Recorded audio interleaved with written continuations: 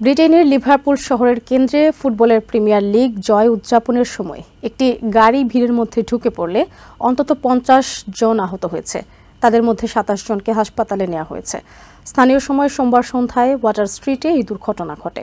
সেখানে Liverpool football ক্লাবের league শিরোপা জয়ের উদযাপনে অংশ নিতে জড়ো হয়েছিলেন হাজারো সমর্থক। পুলিশ জানায়, এই ঘটনায় ৫৩ বছর বয়সী এক শ্বেতাঙ্গ ব্রিটিশ নাগরিককে আটক করা হয়েছে। এদিকে এই ঘটনাকে ভয়াবহ আখ্যা দিয়ে আহত ও ক্ষতিগ্রস্তদের প্রতি সমবেদনা জানিয়েছেন ব্রিটেনের প্রধানমন্ত্রী কিয়ার স্টারমার। সোমবার এক বিবৃতিতে তিনি বলেন, লিভারপুলের দৃশ্য ভয়াবহ।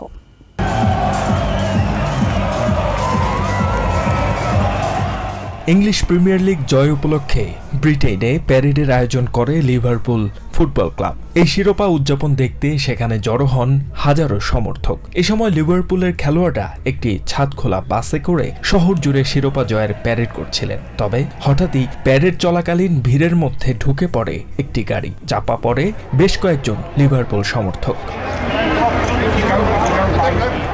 পুলিশ জানায়, স্থানীয় সময় সোমবার সন্ধ্যা ৬টার দিকে লিভারপুল শহরের ওয়াটার স্ট্রিটে এই ঘটনা ঘটে। তবে ভিড়ের মধ্যে একাধিক ব্যক্তিকে চাপা দিলে এতে বেশ কয়েকজন আহত হন বলে জানান মার্সিসাইড পুলিশ ডিপার্টমেন্টের কর্মকর্তারা। পুলিশ আরও জানায়, ঘটনার পরপরই গাড়ির চালক গাড়িটি থেকে নেমে সেখানেই অবস্থান করছিলেন। ঘটনার সাথে জড়িত সন্দেহে ৫৩ বছর বয়সী ওই শ্বেতাঙ্গ ব্রিটিশ চালককে পুলিশ হেফাজতে নেওয়া হয়েছে।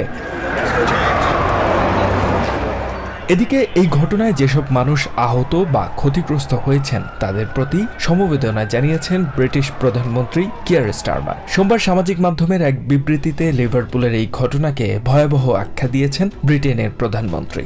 দ্রুত পদক্ষেপের জন্য পুলিশ ও জরুরি সেবা সংস্থাগুলোকে ধন্যবাদ জানান তিনি। তদন্তের স্বার্থে পুলিশকে প্রয়োজনীয় সময় ও সুযোগ দিতেও অনুরোধ করেন কিয়ার স্টারমার। দ্রুত পদক্ষেপের জন্য পুলিশ ও জরুরি সেবা সংস্থাগুলোকে ধন্যবাদ জানিয়েছেন ব্রিটিশ স্বরাষ্ট্রমন্ত্রী ইভেট কুপারো। সামাজিক মাধ্যমে লিভারপুলের ঘটনাকে সত্যিকার অর্থে মর্মান্তিক বলে মন্তব্য করেন তিনি। এছাড়াও এই ঘটনার জন্য সামাজিক মাধ্যম এক্সে সহমর্মিতা প্রকাশ করেছে লিভারপুল ফ্যান ক্লাব। সেই সাথে আহতদের পাশে থাকারও প্রতিশ্রুতি দেয় ক্লাবটি। অন্যদিকে এটি নিছক দুর্ঘটনা নাকি পরিকল্পিত হামলা তা খতিয়ে দেখা হচ্ছে।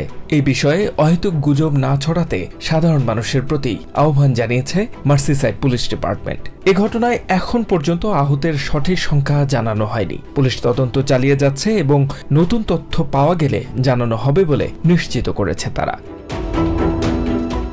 HM. Ataullah, TVN 24 news desk. New York থেকে সম্প্রচারিত টিভিএন 24 টেলিভিশন বিশ্বজুড়ে বাঙালির কণ্ঠস্বর।